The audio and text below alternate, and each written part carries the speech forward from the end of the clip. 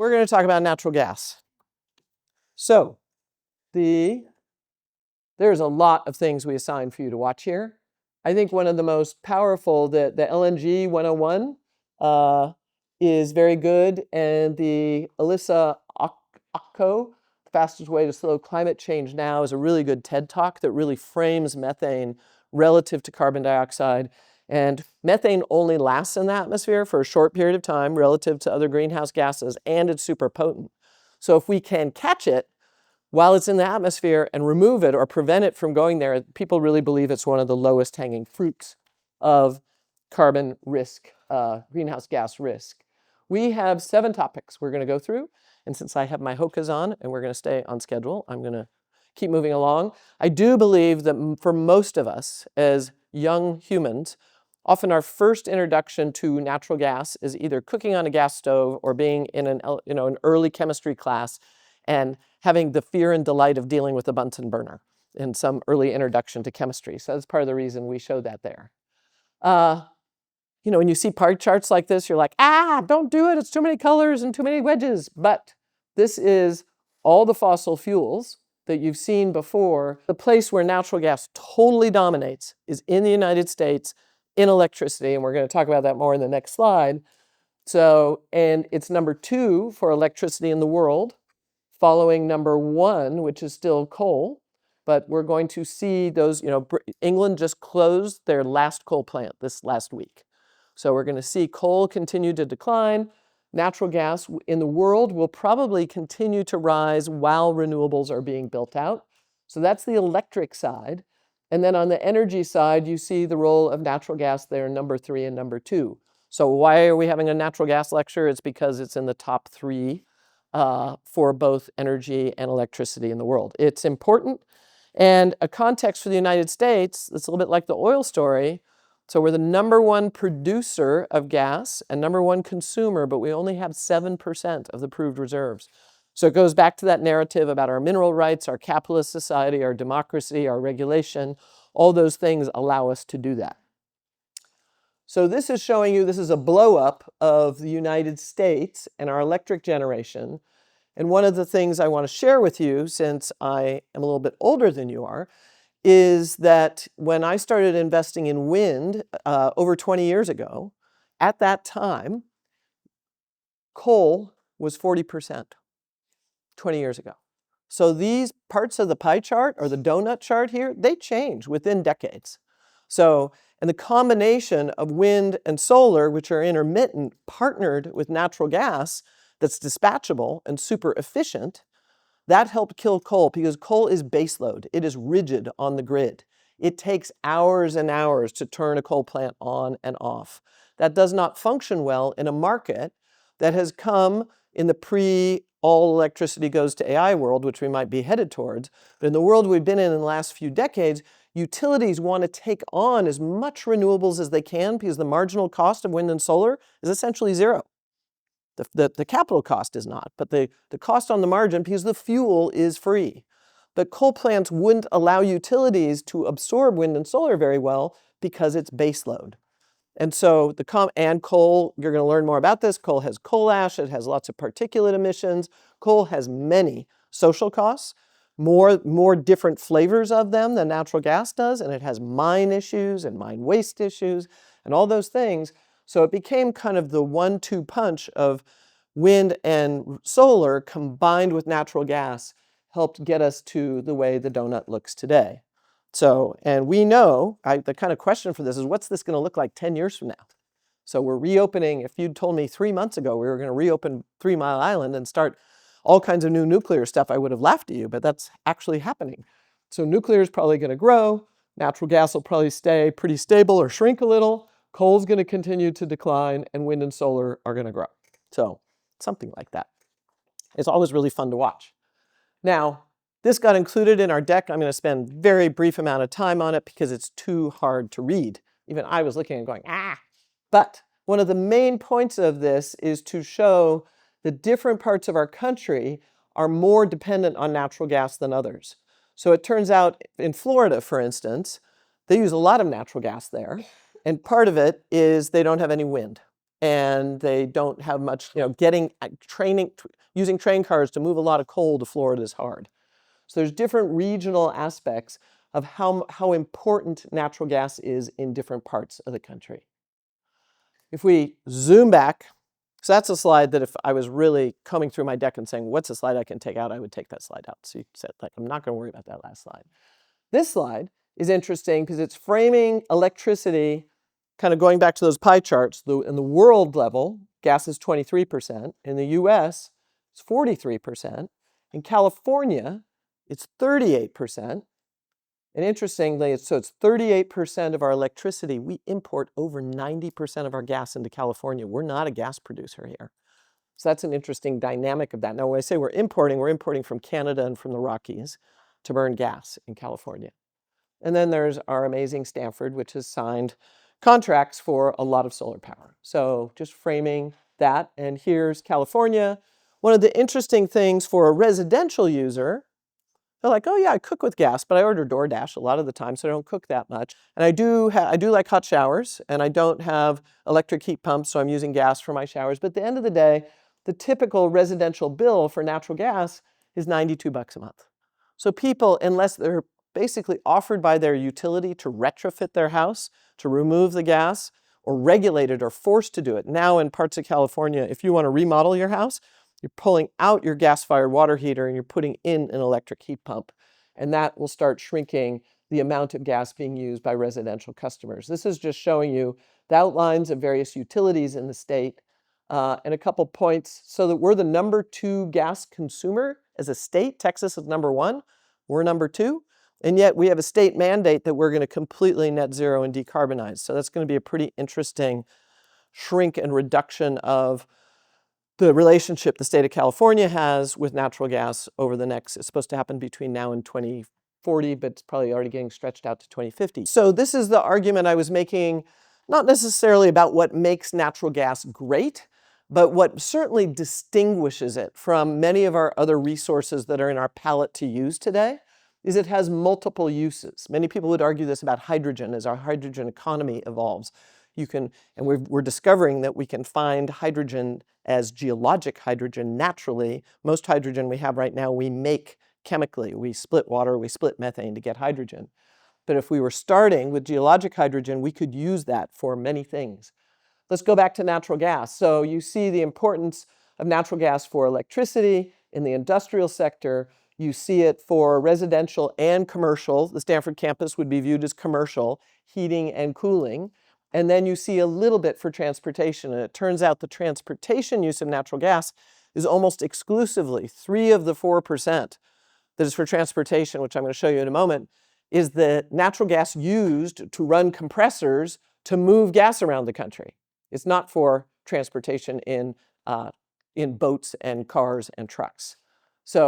But it's mainly, all resources are not the same in terms of the services they deliver, and we are in a world where people talk about electrifying everything, but electrifying everything doesn't work as well as we would like, and I'm going to tickle Diana because one of the very best articulations of that I've seen is Eric Toon's Breakthrough Energy Summit in London, 45-minute video that explains where are we going from here? And electrifying everything is not going to get us where we need to go because we cannot rely on the grid the way we need to. Wind and solar are not sufficiently reliable. We need lots of it, and we don't have enough batteries soon enough and long enough to meet the needs of the services the world needs.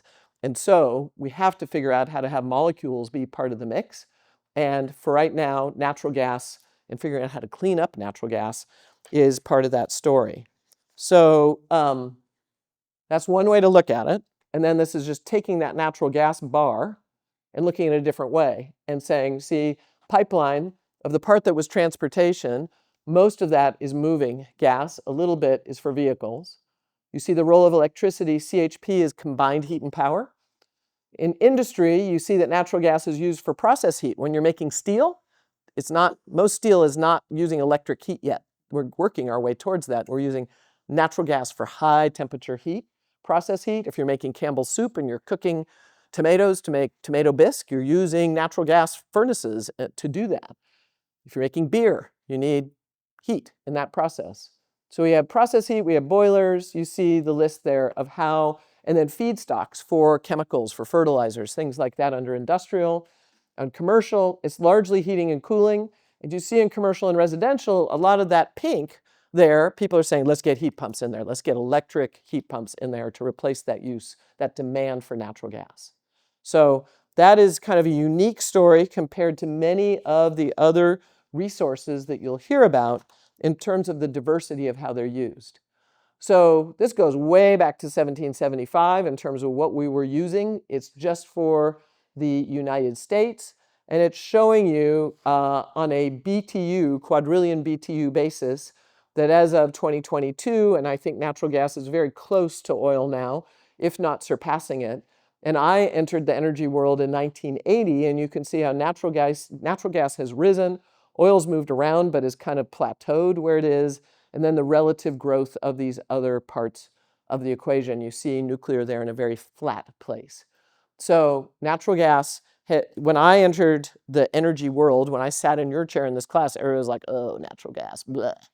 And it was all because of the energy density, and it was because we hadn't figured out how to use it all these ways, nor did we understand the value. We didn't care yet enough about the environmental benefits of natural gas. Does not have the particulate matter, it doesn't have the mining issues, it doesn't have the SOx and NOx air emissions that to the same degree that coal does. And at the time, coal really dominated electricity. So this is a really boring slide. Doesn't have much on it at all, being sassy.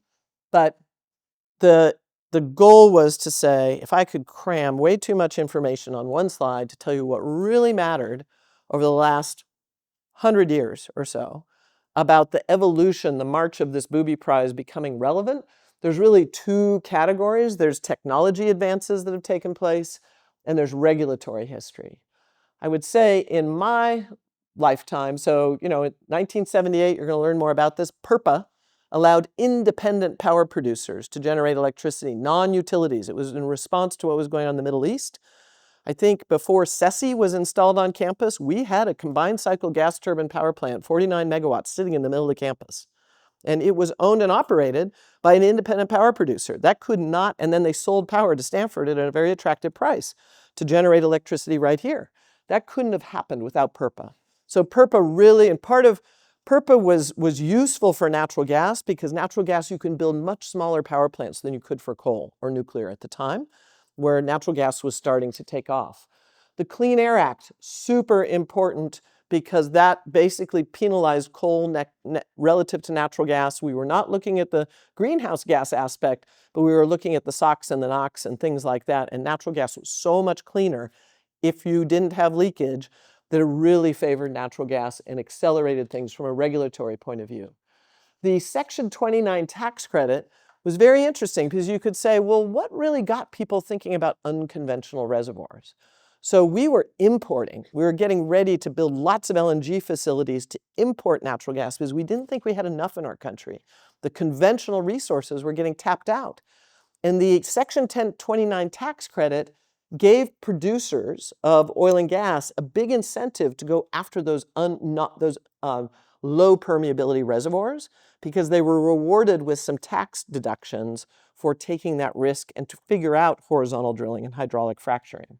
So I will argue to you that one of the things I spend some time working on is I want to have tax credits for going into unconventional natural gas. I want things like that. I want to have tax credits for installing methane detection equipment so that the operators, it doesn't really cost them anything. They get a tax break for installing it because right now the EPA is just coming down on them with a hammer saying, you're going to have to pay big fees, but they're not giving them the carrot and saying you can install the detection systems for free, which is what I really think will make that system work. On the right-hand side, there's the Bunsen burner. That was a long time ago. I think these breakthroughs around, I mentioned earlier that gas comes from woody peaty planting material and oil came from single-cell microorganisms. That separation helped us think about where to look for gas in new ways. I think the introduction of the combined cycle gas turbine, which really came from jet engines, and helped us think about, wow, we can generate electricity that's very dispatchable with like 60%, 57% efficiency instead of 33% with coal. That was a big breakthrough to help push gas along on the combustion side. And then you have this kind of translation. If we remember, we say geophysics is like radiology, the fact that instead of X-rays, we have CAT scans and MRIs in the earth, that we can steer drill bits into the earth. Those are the kinds of innovations that we've seen in the 1990s and beyond in today. And the big innovation I personally want to see, and I want you all to do everything you can to help support with Rob Jackson and Adam Brandt's saying, yeah, go do it, is that we need to work on this leakage problem. And we need the technology to continue to refine itself and have the policy to support it, so that as long as we have natural gas, as we bridge our way into a ever greener, more sustainable energy system, we want to minimize the leakage as much as we can, or we're losing the benefits of gas versus coal, at least a lot of the carbon benefits of that. And so I've tried to summarize down here these 4 big chapters of what's been going on, and that was really just in the last 20 years that the LNG boom has taken place, that we've had these growing end uses, and the things that I summarize here. There's been kind of these chapters of evolution of the natural gas industry. And this is kind of a chapter here, seeing that in the space of 30 years, we've doubled how much consumption we have worldwide of natural gas. And you see who the players are and how distributed it is around the world. And you see all these factors next to it that have made this possible, some of which we've already talked about. So, but I just want to point out, we've had this doubling of appetite for natural gas, which there doesn't seem, in the best case, it's going to plateau. I think it's actually going to continue to grow. China has stepped up from being not a very big player to being a big player in the gas markets. They're getting a lot of their gas by pipeline from Russia. But I think we're just going to have to see what happens, what the demand will be. And when you go back to all the ways that we use natural gas, it's hard to imagine. I talked about peak oil demand. It's not a supply issue. It is going to be a demand issue. So where will we hit peak demand for natural gas relative to the services it delivers? I do jump around a bit, which I apologize for, from global to US. This is coming back to the United States and talking about the fact that just within a 10-year period of time, you see really significant growth in the role of gas for power. Industrial, less significant. You see a huge growth in exports of LNG. We literally retrofitted LNG terminals we thought we were going to use to import gas, and we had to renovate them for exporting gas because the shale gas revolution just flipped the table on that whole topic. So that's just giving a sense of what can happen in 10 years in some of the subsets. And to touch on, this is not talking about the economic crisis here. This is talking about what happened with COVID, which is a different kind of stress on the system.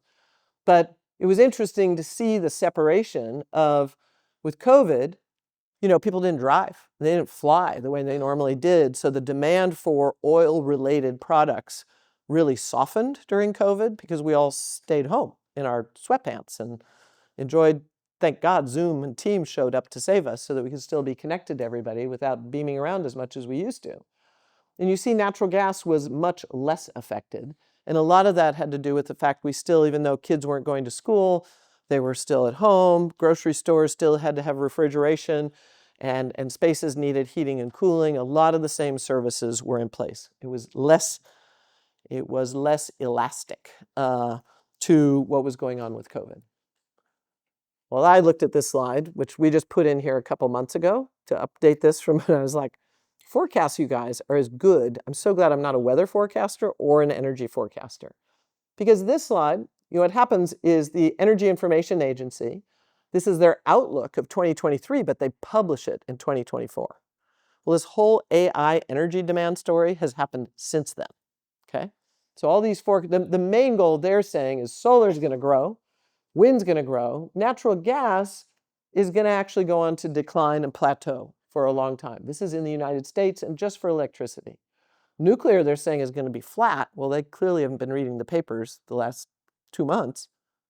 And that coal is going to continue to die. The coal part, I really believe. But I think the nuclear one's wrong, And I think the gas one is wrong, but that's my opinion. Yes. Will there be a time when we won't rely so much on natural gas, maybe due to other emerging energy sources replacing it, like battery storage or nuclear energy? I think anything is possible. The challenge with nuclear is it's not dispatchable. I haven't heard anybody say that the new generation of nuclear is going to be able to dispatch in minutes, which is what gas can do. And that's really valuable. And when we're going to circulate Eric Toon's talk to everybody. So from Breakthrough Energy Ventures, and he does a really good job with a few charts to explain that we can't meet, storage can't do it. Battery storage, the battery storage we know, and there's a very broad range of battery storage today. So my hesitancy is the definition of battery storage today, and we're going to have a whole lecture on energy storage. That definition keeps moving and expanding in terms of what it includes. But we can't get enough of it, even if it's a broad suite of storage solutions, we can't get enough of it fast enough. And that's why I think we're going to use gas longer and at a higher level than they show here, but I don't think its role is going to grow dramatically. So I think it's going to stay number one in the US for a while until we build out big blocks of nuclear. We're going to keep building. I've got a slide. It's coming. There we go. This year, look what we're building. We're building solar. We're only building a little bit of natural gas, and we're building a bunch of wind, and then we got batteries. But when you look at where we're building from, the installed base is so big, we're not closing down that much gas, right? So we're going to have gas for a while. And I think one of the really intriguing new entrants to all of this is going to be and there's a lot of debate. I mean, in the last week, I've heard of 2 dedicated funds that are going to get launched around hydrogen. And hydrogen has kind of been stuck in the birth canal as can we get it going? And there's the upstream of hydrogen, there's the midstream, and there's the downstream. And people, I have very successful private equity venture capitalist folks who are saying, Coloma is the hottest company in my portfolio. And that's a geologic hydrogen company, deep geologic hydrogen. So where that all goes, and will hydrogen become the next methane? I can hardly wait to see, but I don't know the answer. And the good news is I don't get paid to make these forecasts. But I think before we leave this, it's giving you a sense, so this is planned additions, and you at least see where the gas is, but it's not dominating the picture in terms of where things are going to get built incrementally in the next few years. This is a picture of showing what's going to get shut down, kind of going to another part of this equation. And we have a bunch of coal plants that are legacy, remember, because it used to be 43%, and now it's down below 20, but we're going to keep closing coal plants.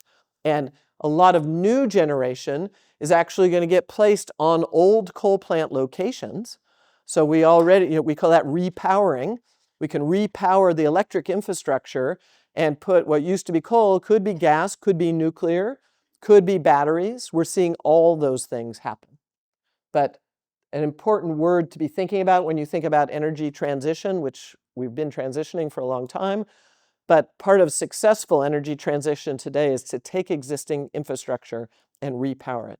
So if anybody ever goes to the Monterey Bay Aquarium or goes to the Monterey Bay, there's a big power plant near there called Moss Landing. It started out as an oil-fired electric generating system. It's been retrofitted to single cycle gas, then combined cycle gas, and now it has one of the biggest megapacks, Tesla's storage systems. So it's the same site, same electric infrastructure, it's been upgraded and modified, but we keep repowering it for what is relevant for that location today. Okay, so here I am. I got a lot to do, and we're only on our second little nugget here. Isn't that a beautiful molecule? It's so simple. I'm not a very good chemical engineer, so methane is something I can handle. What is natural gas? It is the prince of hydrocarbons. It's over on the left-hand side here. It is also a very potent greenhouse gas, and it does not have the combustion complexity of the rest of the fossil fuels. There are other ways we describe natural gas or methane. 3 main attributes: sulfur, no sulfur, sweet, sour. Associated with oil or not, associated, not associated. Is it found with natural gas liquids or not, wet or dry? So if you were really excited and somebody, someone gave you a natural gas field for your birthday, well, these are the questions you'd want to ask. Okay, those 3 things. And how big is my gas field? How many BCF, billion cubic feet of natural gas, or TCF, even better, trillion cubic feet of gas am I getting for my birthday? There we go. Okay, so we handled what is natural gas pretty elegantly. So where is the natural gas? So this is the reminder that you've heard 42 times. The US is the #1 producer and consumer of natural gas. It has 7% of the world's reserves. Our reserve to production ratio is actually dropping a bit, which is the production is growing faster than the proved reserves are being added. But it's meant to make the point we are not running out of natural gas by any stretch of the imagination. Who is consuming natural gas? So we are. The United States, #1 consumer. The rest of the world includes many countries, but the ones you see with dedicated colors are the other largest consumers. China's appetite for natural gas is growing, so is Russia's, so is the EU's. Where the EU gets its gas is shifting from Russia to the US, Australia, and other countries. So this is to keep everybody awake. It's this nice, beautiful, multicolor, psychedelic graph that shows which reservoirs are we getting unconventional natural gas? How is this US shale play thing panned out? And I think one of the most interesting things about this is if we had not had the shale gas plays, if we had not done horizontal drilling, all we'd have is what's in gray. And you can debate whether that's good or bad or not, and it is what it is. And you can see that the horizontal drilling and the shale gas plays has been a really important part of the story in terms of our energy system and our role in the global energy economy as well.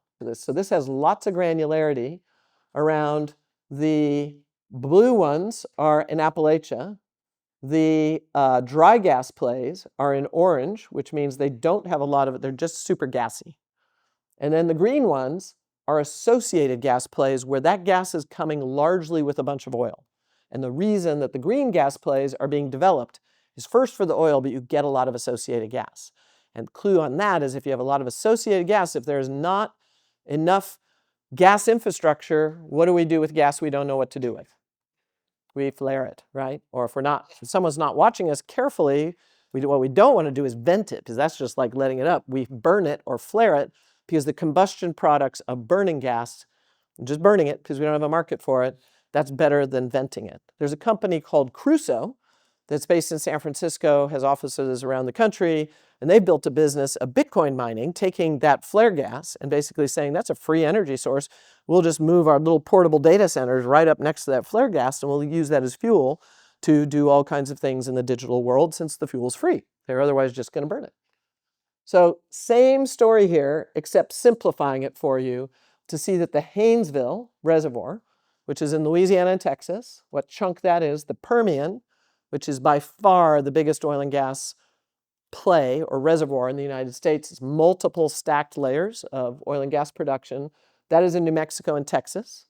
And Appalachia is largely a story. New York has banned drilling for oil and gas. California has recently said we're not drilling anymore, but New York basically said nope. And so even though there's a lot of Marcellus or Appalachian gas, it's not produced in New York. It's produced largely in Pennsylvania, Ohio, and West Virginia. Okay, so proved reserves shows you where in the United States. I apologize again. This is very self-looking at just the United States, which a bunch of you don't care as much about because you come from other countries, and we'll go back there. But we are the #1 producer and consumer, so maybe there's relevance. Pretty well distributed. Texas is #1 for both proved reserves and production. Pennsylvania is #2, and it says there Pennsylvania increased 28 times in less than 20 years. That's just horizontal drilling and hydraulic fracturing. So you get to another pass. I showed you a Christmas tree on Wednesday. This is another version of a Christmas tree. Shows you there on the right-hand side. And we're going to talk about the system, which was covered a bit in your quiz. So it's good to start at the top. Remember, the upstream is exploration, extraction, production. And then processing of natural gas happens very close to the wellhead. So that's #2. #3 is you transport it, you trade it, then you store it. And we've got the midstream there, and then the downstream involves distribution and consumption. So you see the customers, you see the fact that underground storage there, storage we're going to talk about in a moment. We store about 50 days worth of natural gas in subsurface containers, if you will. Most of them are abandoned oil and gas fields that are repurposed to store gas closer to where the market for it is. So one of the downsides of many energy resources is they occur in places that are not proximal to where they're used.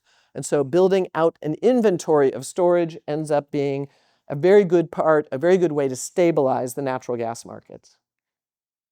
This is showing you where natural gas processing plants and production takes place in the United States, and it's overlaid. The gray are the basins. So the big blob in the Northeast is over the Marcellus shale play. There's a lot of processing where Diana grew up and went to high school in the Gulf Coast, part of what inspired her to get a PhD and study atmosphere and energy. And really, she got a lot of exposure to thinking about some of the atmospheric aspects of processing oil and natural gas. So a key thing in the blue box that you got on the test is that natural gas naturally has no odor, but it is extremely flammable. And so one of the things that gets added is that rotten egg smell. Usually it's mercaptan, but it can be another chemical compound, and that is added for safety reasons. I don't know, has anybody ever left a pilot light on or a stove burner on and you come into your kitchen or your water heater, you walk into your house, you can smell what you think you're smelling gas? Well, you're smelling that additive that allows you to smell it. One of the things that's important in terms of the processing of natural gas is because it moves in the United States exclusively by pipeline until we export it as LNG, is the quality of the gas. The BTU content needs to be within a standard range. So if there's NGLs, natural gas liquids in there, that's boosting the BTU level too high, and those get stripped out. And so you see the energy content plus or minus there is what there's basically criteria for gas going into the pipeline system. This shows you how much pipeline we have to move gas within and across states. This is not even showing you what it would be like if we took an X-ray of the Stanford campus or a Palo Alto and you saw all the gas lines, the local ones underground that are moving gas to my house. It's kind of wild to think about the complexity of all that. So if we don't have pipelines, we have choices, and we have not put Crusoe up there as one of the options, which is we can liquefy, we can go to LNG or CNG, we can re-inject the gas, which is what we do at Prudhoe Bay. We can flare the gas. We can build a fertilizer plant right next to the gas because we can use it right on site. Or we can just shut in that well and say, oops, we have no market for it. Or we can invite Crusoe or one of their competitors in, and they can do some sort of Bitcoin activity using that free fuel, which is something that's just evolved in the last 10 years or so. I talked about the fact that 3% of all natural gas consumption in the United States goes to transportation, and that is transporting gas, moving it around our country. And so this shows you the 1,400 compressor stations, very few of which are electrified there. It says pipeline, there you go, pipelines use 3%, and only 6% are electric. We will see those electrify over time, but it's kind of a hidden use of natural gas that most people don't think about. And this is a way to get a sense of around the world, where are the pipelines? And it gets really interesting and tricky and political when pipelines cross country boundaries, and in the United States when they cross state boundaries. In our country, we have FERC, the Federal Energy Regulatory Commission. FERC manages power lines, big transmission lines that cross states, and they manage pipelines that cross states. Because pipelines and transmission lines in economic speak are natural monopolies. And so and they're very, very capital intensive. So how owners of those earn a regulated rate of return and manage the fact that they are regional monopolies is a very interesting part of the whole transmission or midstream business. But this was kind of a fun image that we had not seen before. And we care about where the infrastructure is for a variety of reasons, because certainly on the environmental side, you're looking at the infrastructure because you want to see where it's leaking. So if you have that satellite data and you can mash it against where the pipelines are, maybe you can get clues about, is the leaking happening at the wellhead, or is it happening in the pipelines, or is it happening at the gas processing plants, or at the LNG terminal? There's kind of these places, nodes along the way. If you go back to that where we had the 5 points, it could be the storage facilities leaking even. So those are the things we want to look at. We had a good little video on LNG, which is, to me, really, really interesting. I mean, when I saw this LNG, this is a floating LNG facility in Australia. It's as long, it's longer than the Empire State Building, is tall, it's gigantic. Okay, I have some notes here that it cost $52 billion to build that thing. And it's a floating LNG terminal offshore. It's just like, whoa, this is a kind of infrastructure most of us don't know or think about. There's a link to an LNG video as well. I think, when you think about LNG, unless you add mercaptan to it, it is odorless, colorless, not corrosive, and non-toxic. It is flammable, so you have to be really careful about that. And I think an interesting point is that basically there's significant embodied energy in cooling and compressing natural gas so that it can go into the form of LNG. 14% of LNG feed gas is used for the liquefaction process. So the more we're liquefying, the more carbon intensive natural gas is to the customers of LNG of natural gas. So if you're a German citizen and you're no longer taking natural gas from Russia, who had a history of cutting you off for political reasons, that's expensive to get cut off, right? But you're trading that for a higher carbon footprint gas from a friendly country for more carbon intensity, if that makes sense. So less carbon intensity to move things by pipeline. This is interesting. In this slide and the next one I'm going to show you are a teeny bit of conflict with each other. They come from different sources, which is part of the challenge of energy data. So this says 2024. It's from the Energy Institute Statistical Review. And it shows you that pipeline is still dominating LNG. And it shows you, we've summarized for you who the biggest traders, and just for your own interest, to kind of understand how gas is moving around. But then we found this other slide that comes from a guy that used to work for Bloomberg. He's a really good data guy. And he's saying, Nat Bullard, I just saw him last week at Climate Week, and he's showing that LNG has already exceeded pipeline. So that doesn't, if you look at that carefully, and then you look at this, they don't agree. So I don't know who's right. But the main point is they're kind of neck and neck. And the LNG part has been the part that's growing. Pipeline growth across from an export point of view is low, and some of the biggest pipeline growth that's been happening is building from Russia into China to move gas into China to to replace coal, which is the largest single source of energy in China.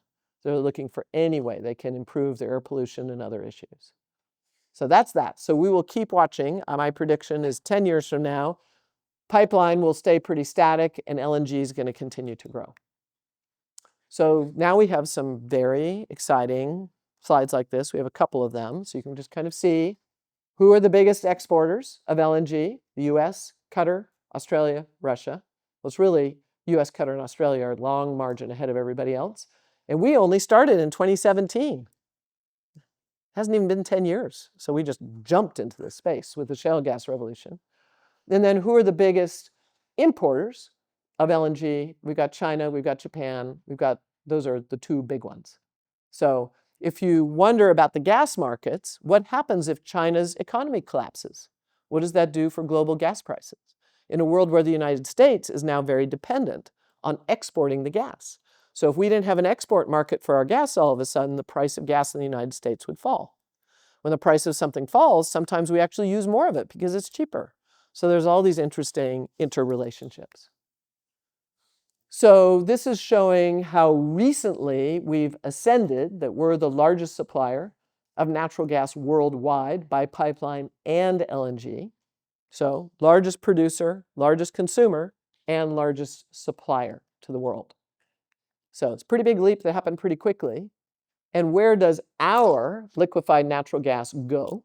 It's moved around a bit. It's evolving. It will continue to evolve. And obviously the tension going on in the Ukraine, between Russia and the Ukraine, has had rippling effects on Europe wanting to release itself as much as possible from Russian dependence on Russia for anything. And so that has really boosted the movement of LNG from the world, not just from the US, into Europe to displace what Europe was formerly getting from Russia. So this is a slide we've had for a while. This is a slide we had before Russia invaded the Ukraine. And I want to point to the fact that back in January 2009 and again in June 2014, Russia was pissed off at the Ukraine, so they just cut off their gas. So a whole bunch of people people died because they were frozen. They didn't have any heat in their homes. And so it's an interesting, I used to, before the war in the Ukraine happened, I used to say, Russia has Ukraine on a choke chain.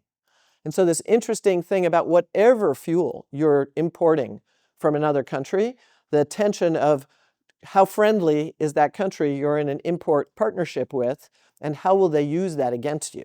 And so just interesting dynamics. I mean, when I was growing up, we had huge issues with the Middle East and the US being, we were importing 2/3 of our oil. And so any conflict, in the Middle East exacerbated that problem. So it's just that dependency issue. And I think Europe is working really hard. They're much more aware of climate than we are, and they're much more of domesticating they're working much faster than we are in a lot of energy efficiency objectives. They're very sensitive to thinking about climate tech and decarbonization because of what's going on. Okay, I still know what time it is. I'm very excited about that. So this shows you where around the world do we have LNG import and export terminals that are operating in brown, under construction, or proposed. So this is a global look at that. There's a lot going on. A lot of that is yellow. A lot is proposed. In the United States, so you look at the brown, it kind of doesn't look like a lot's going on, but I'm going to give you a better view of that, which is this is showing you we have 8 facilities now that exist and what their capacity is. We have a bunch more that are approved and under construction, almost doubling, what we can, more than doubling in terms of capacity, but with 7 plants. We have a bunch that are approved, but not under construction yet. And so it's kind of, wow, where is this going to go? How much LNG? And you probably followed in the news a little bit. There has been pushback. It is a political hockey puck back and forth around, are we going to allow more export capacity in the United States in a world where natural gas is a greenhouse gas? So it'd be one thing if all this export capacity came with a commitment to ensure that the gas we're exporting had a very high level of certification around the leakage that this gas, that methane getting on that LNG tanker. And so ENGIE, who's a big utility in Europe, and they are in the United States, they actually have been demanding that the LNG they import to Europe gets certified as responsibly sourced gas. And a lot of that is with respect to leakage.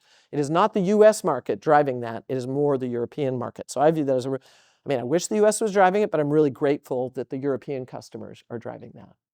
Because there's all that places, all from the wellhead all the way to the LNG facility where leakage could take place. And the idea is if you have leakage, quantify it and show me what the offset is to that leakage so that you can certify your gas.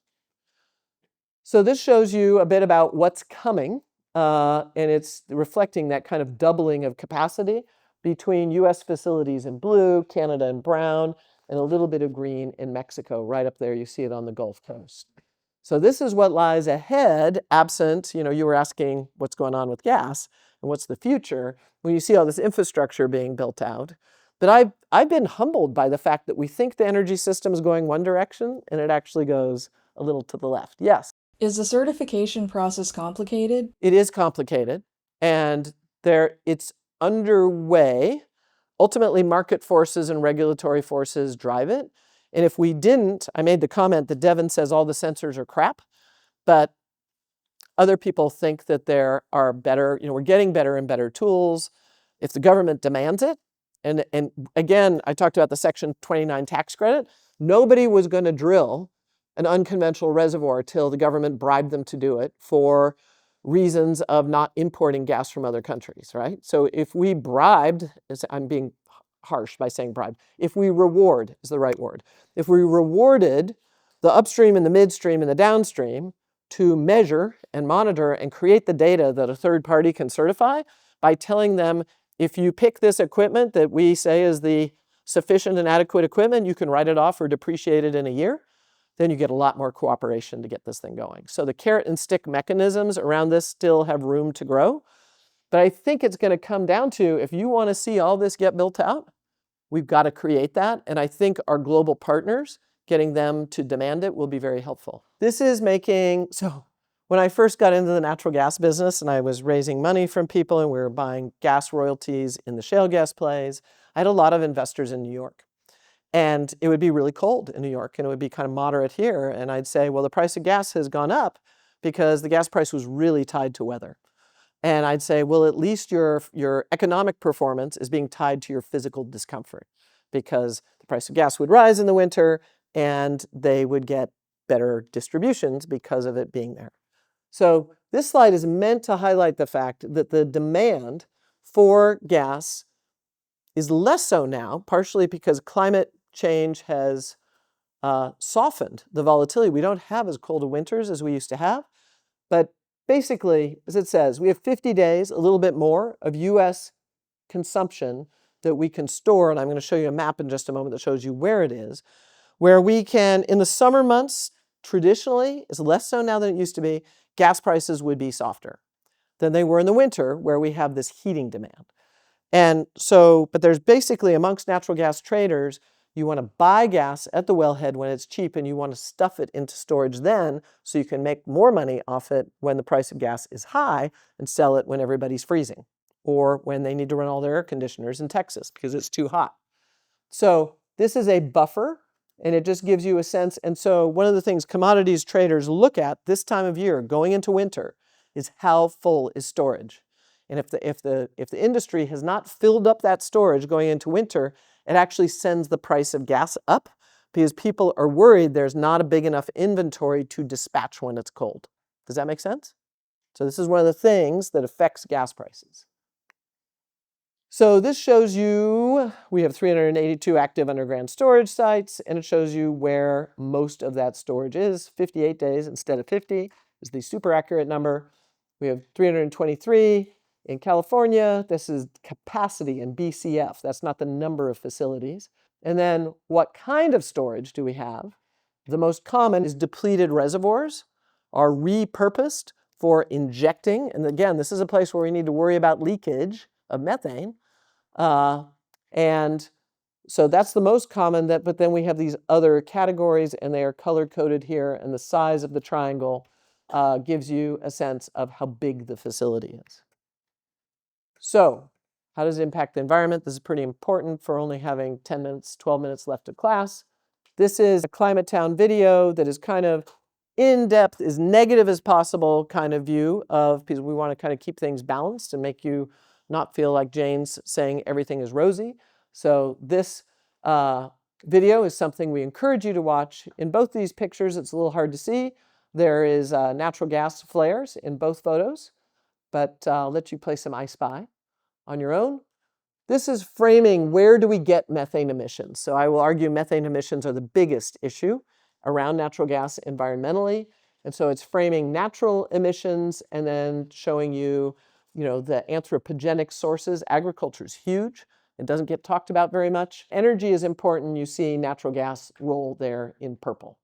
How we manage waste, a lot of that has to do with, we leave a lot of agricultural waste that's just out there leaking. We have landfills and other things like that. We have municipal solid waste that's not stewarded well that ends up generating a lot of methane emissions. This is just making the point that livestock, when you think of agriculture, that most of us don't think of buffalo and pigs and things like this being sources of methane emissions.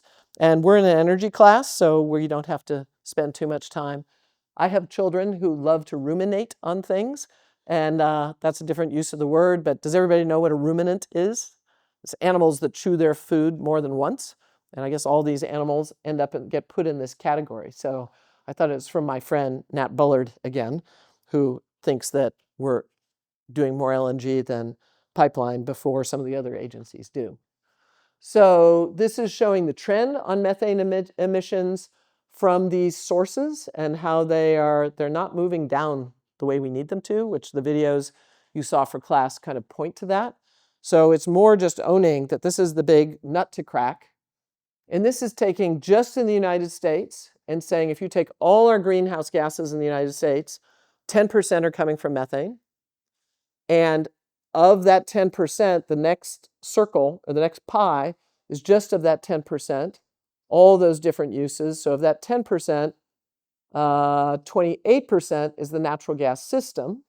And then within the natural gas system, it shows you where the methane emissions are coming from. So that's just the US, but we are the largest producer of natural gas in the world. So that's a good place to start thinking about it and to think about where we need to control. I mean, there's other things we need to worry about: manure management and landfills and all these things. These are all things. And the numbers that you see here, the more we get to measure things, they're going to get bigger. They're not going to get smaller. So I don't want to have anybody feel like I'm underestimating this. And it's a good opportunity to call out once again, Stanford has a natural gas initiative. Rob Jackson, Adam Brandt, two great faculty here at Stanford, they are leaders in this whole field of how we manage methane emissions. So if you take 10% and you take 28% of 10%, you get 2.8%, so roughly about 3% of the methane emissions in our country are coming from the natural gas system, and those are things we want to conquer. You will keep seeing a graph like this for every resource. It's not a graphic like this. And so when you look at this, you're like, Jane, that is so noisy to look at. There's all those words and there's all those boxes. So it's mainly something to stand back and contemplate later when, but I mainly want to pause. This shows what happens if you extract gas and you deliver light. And we don't seem to add up all those efficiencies together the way we used to on this graph, which is unfortunate. But it's pointing out that natural gas goes through a lot of steps to deliver the energy service of illumination. If you substituted gas for coal, this is at least twice as good from an efficiency point of view. But then at the bottom here, we're highlighting what are the impacts at the upstream. So, they're listed there. We can have flaring and venting. We have a small land footprint, but we still have one. There's increased traffic to the, like the video I showed you on Wednesday, the Shell video. There's the water use, etc. In the midstream, that's the main place where methane leakage is taking place. And then we've got the downstream, some of the things, again, you're really comparing to coal. So this is just meant to be a pause to say, yeah, there are impacts. Gas is not perfect by any means, but we're just trying to improve from where we were and take big leaps wherever we can. This is giving you a sense of, this is just flaring. It's the oil and gas industry as a whole. The good news is in 2020, which is the most recent data we have here, it's just upstream flaring. It's just at the well site, basically. Is that we're making progress, but we have a lot to get where we're supposed to be. That's where we're supposed to be in 2030. We're nowhere near that. So there's a lot to do. This comes from the International Energy Agency. This is from the World Bank, talking about the significance of that. And the first two, I think, are the ones we can relate to most. So the second one is the best one for me, that if we solved that flaring issue, it would be the equivalent of removing 82 coal-fired plants. That would feel really good. So the sooner we can remove those 82 coal-fired plants worth of flaring, the better off we're all going to be. These are kind of mixed signals in some ways. We go 82 coal plant equivalents of emissions, but then I get this, and this is US data, and it's showing percentage of natural gas production vented and flared. And it's saying it's just 0.5%. That doesn't seem like very much, but the issue is that methane is so powerful. So, and that the trend is, gradually going upward in terms of, we're not using less gas. So the more gas we use, the more there is to manage flaring around it. So this is the land of Rob Jackson and Adam Brandt. They have a whole squad of people that are working on driving around in cities. So one of the trickiest places, there was a big fire in San Bruno that was a gas pipe leak, a local distribution pipe. So we think of these big pipes that cross states and things like that. That's one thing, but all around any city, underneath the asphalt, there's all kinds of local distribution pipes, most of which are really old, and we can't see them through the ground. We can't do that radiology the way we need to. And so that is, it put PG&E into bankruptcy, the largest utility in the state into bankruptcy. So figuring out how to manage methane leakage in urban areas and suburban areas is something that the regulators are putting big screws on the utilities to manage and pay attention to, because the risks are so significant if they don't. And so doing research in this area and using new tools radiology tools, basically, things that help us measure and see through the shallow earth to get at these things is super, super important. And we weren't doing any of this 15 years ago. So it's an area that's picking up momentum. I think if I was in school today, it's the kind of thing I would get really excited about getting involved in. But you all know that I'm a bit of an odd bird. So this is showing you MESSAT, which was just launched in the last year, less than a year, and the kind of imagery that we're starting to get. And this can all be overlain on the infrastructure of the natural gas system to help point people. And we want to be able to be tracking this through time. So there are big statements going on around the world. This is a global methane pledge. Everybody around it would say not much is actually happening. It's great to make a pledge, but where's the action? So it's really hard to create accountability on some of these things. And in the United States, we've set standards around methane management. We've created this waste emissions charge or a methane fee, but we have not created sufficient incentives to get everybody to get the equipment in place so that they can understand where their leakage is.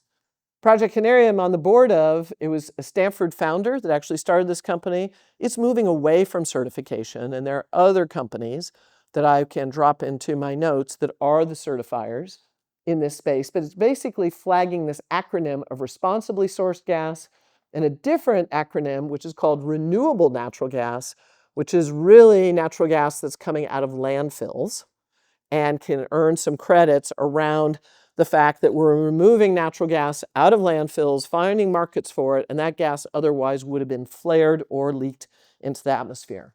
This is the point about natural gas: no SOx, no particulate matter, and less water use and less NOx than coal and oil, what makes it the prince of hydrocarbons.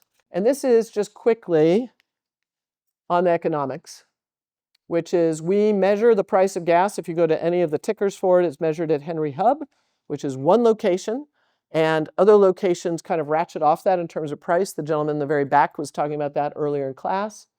The upper right are things that affect the price of gas, supply and demand.